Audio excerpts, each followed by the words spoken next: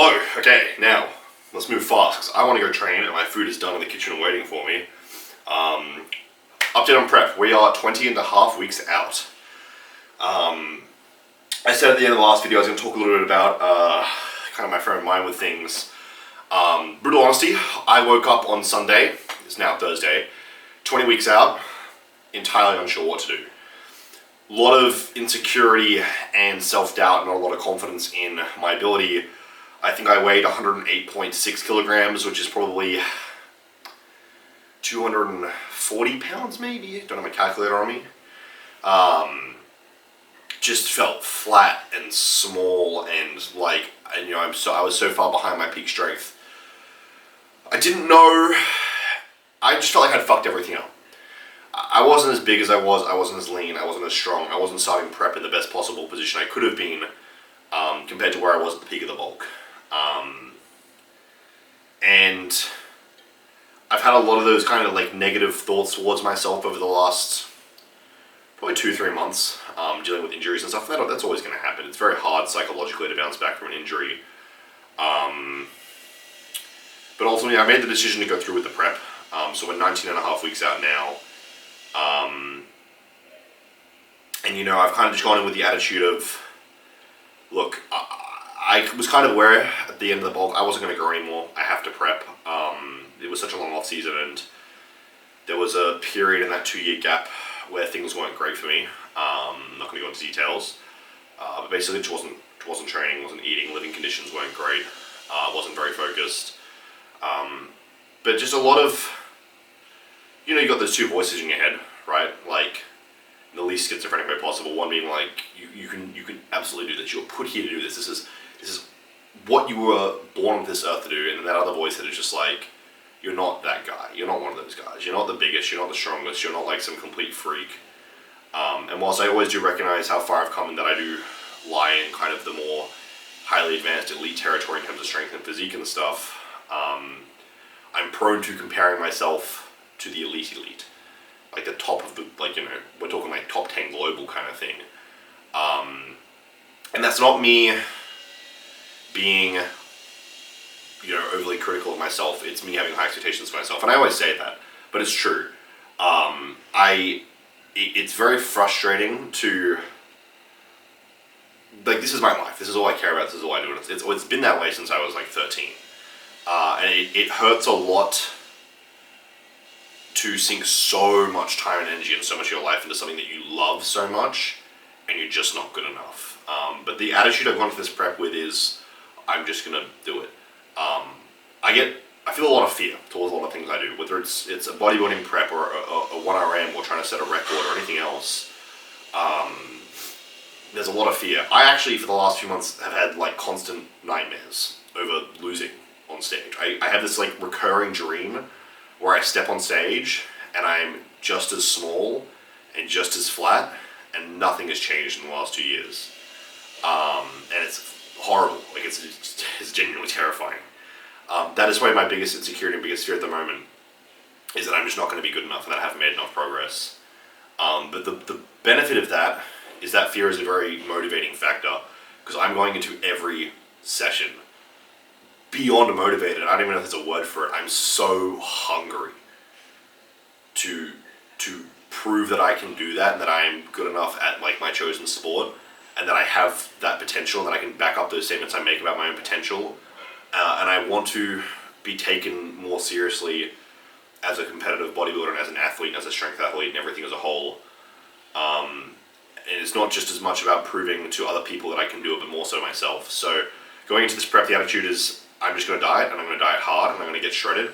And if I'm not big enough and I'm not good enough and there's problems, that's fine. I'm going to take another off season. I'll go up to like 300 pounds and we'll do it again. And I'm just going to keep doing it as many times as it takes, because I don't really care. This is my life and it's what I'm going to do regardless, win or lose. It is probably likely that I will do nationals of powerlifting and try and take those other national records midway through prep. I basically came to the conclusion that if, given my current circumstances, I'm not good enough, all I have to do is become better. And I basically, you know, I was chatting to some friends, and the only possible outcome was, and this was the conclusion we all came to, was I've just got to get bigger, I've got to get leaner, I've got to get stronger. So we're going to lose fat, we're going to build muscle, and we're going to get stronger. Wow, that does not sound like an easy task. But I definitely have the resources at my disposal and the knowledge of coaching, because I coach myself, obviously, and the motivation and the work ethic to do it. And that's the plan. And again, I've dealt with a lot of negativity. Obviously, my bodybuilding training style is very, it goes against the grain, so to speak. It's very unique. It's the word we'll use, because I think that's still a positive enough word. And a lot of my training philosophies are very unique, but I have a great deal of faith in my own knowledge and understanding and in myself. So with that, the basic overarching theme of this prep is just surpass your limits, Black Clover, Asta, Yami. And I'm just going to do the best that I can, and we'll play it day by day, week by week. I'm fully dieting. I was really sick for a while, just vomiting non-stop for 3 days, 4 days, no food, no water, couldn't train because of the injuries. I was just in a horrible spot, man. Like, mentally, I was in a shit fucking spot. But we're good now. I'm back on track. I don't want to rant for too long because I really want to eat and I want to go train. It's a push day. We're going to use the hard body wrist straps to get around the wrist pain and bench and train shoulders and triceps and stuff. I'm in a good mood. It's going to be a good session. And all I've got is that voice in the back of my mind, which is that recurring nightmare of not being good enough when I step back on stage. And I'm going to push myself hard over these next 20 weeks. And I really want to have that effect of stepping on stage and people are like, holy shit, that's Matt Dillon. Look at what the fuck he's done. So with that, I'm going to go into the session today with that attitude. I'm going to train really hard. I'm going to do the same thing I've done for the last 10 years and give it my best, and that's all that matters. It's still early days, 19 and a half weeks out, and there's a lot of time to make improvements. I will continuously grow probably until about 6 weeks out maybe. So there's still a lot of time to improve. We'll grow through prep. We're going to get shredded. I'm going to maintain strength, if not get stronger. And I'm gonna do my best. That's all I can say, I guess. So, without further ado, let's get to bench pressing, and we'll have a little chat at the end. I got numb to it, careless, overconfident, delusional, and now the system expects me to murder my enemies. Does it need to keep me alive for some reason? This isn't coincidence or charity. The system wants me to live.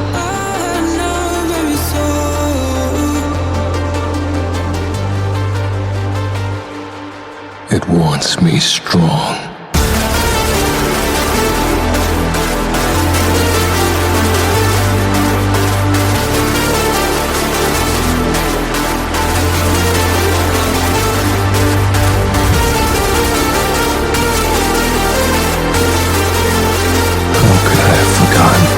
Survival of the fittest in this world.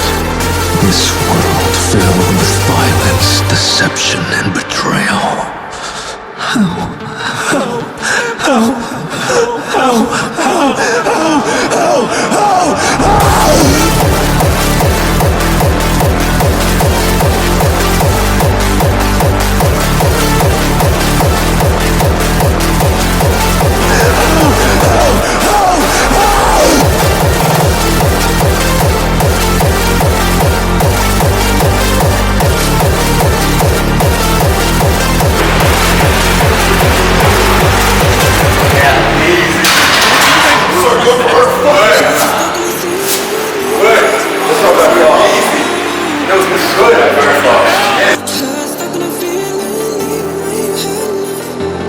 I just killed somebody.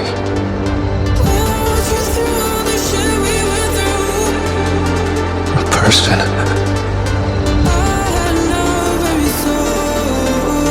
Even if I say the system made me do it, I still ended a man's life. It's either their lives or mine, so I can't back down now. Because it's only the strong who survive!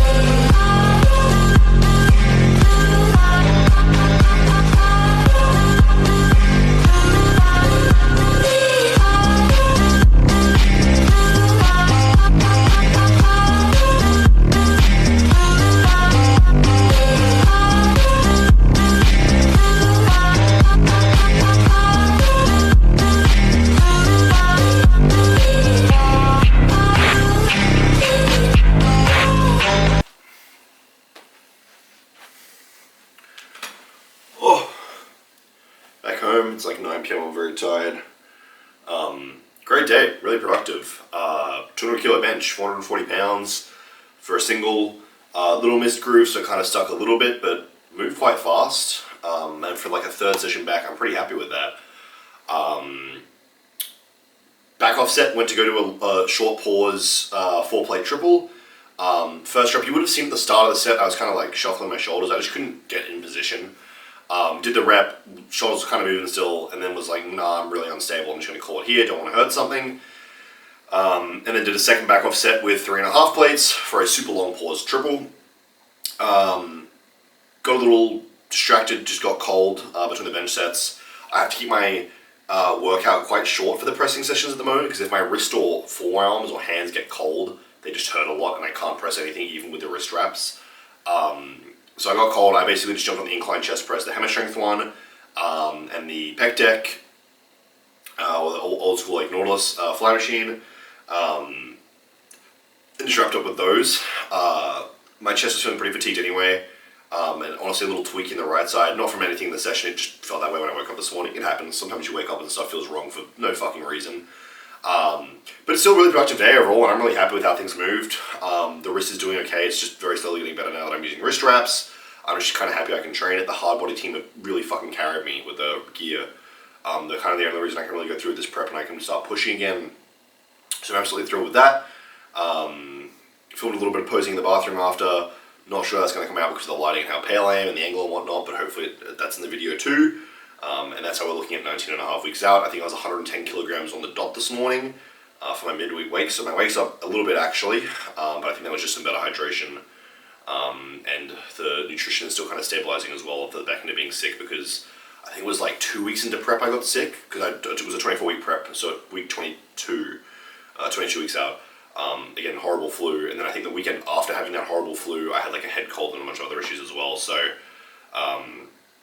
look, it's a rough start, but I said this on Instagram as well. I'd rather have a rough start than a rough finish.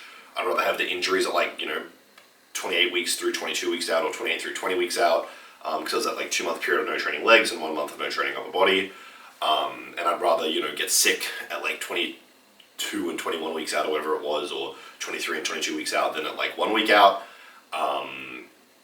And I'm back on track now, so there's nothing to stress over. I'm looking forward to the prep.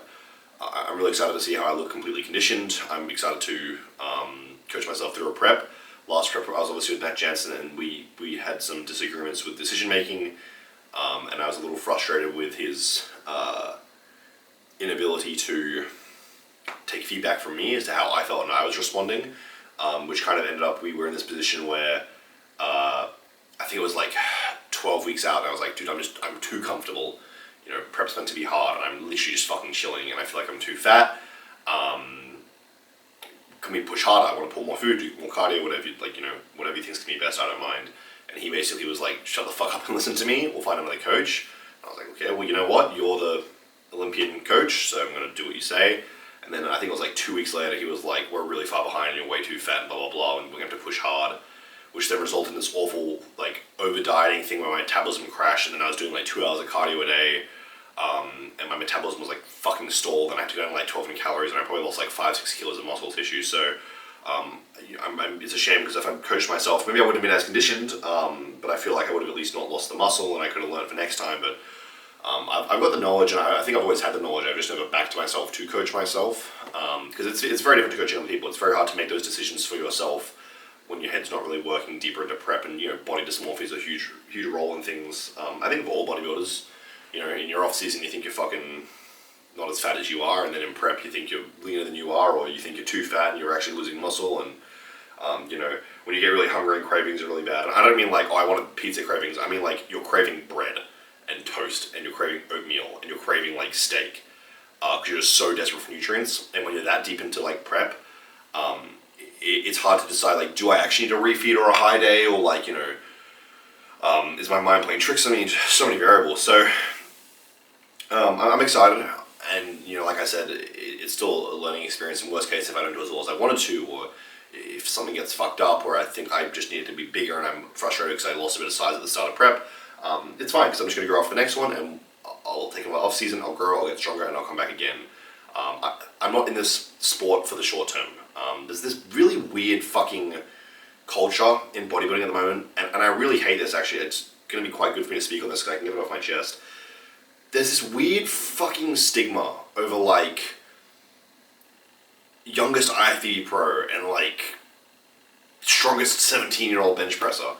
I'm gonna be brutally honest with you guys right now, and I think because my audience is a lot of younger guys who will probably need to hear this, and a fair few of the older guys who will probably understand what I'm trying to say, and will sympathize with my point of view on this. If the only impressive thing about like your physique or your strength or anything about you is your age, you are not impressive. Now that might sound like I'm jealous or I'm coping or I'm being an asshole. The brutal reality of why that's the case is we have seen countless times through history, and there's been guys in the 60s, 70s, 80s, 90s, 2000s, 2010s, 2020s, and you know, again, like when I was the 2020s, you just see some freak of a kid come out of the waterworks, you know, crazy looking 16-year-old, and you know what happens? They get to 20 and they have a girlfriend and they want to fucking go out for pizza 4 times a week with a girlfriend, and they actually don't like dieting and they don't want to prep for a contest because it's really fucking hard. And they make a lot of money through social media, and then they suddenly don't want to do preps or train really hard or get really. But we see a lot of these young guys. They get the money, or they get the fame, or they just grow up. They get a girlfriend, and they're like, I don't want to do this anymore.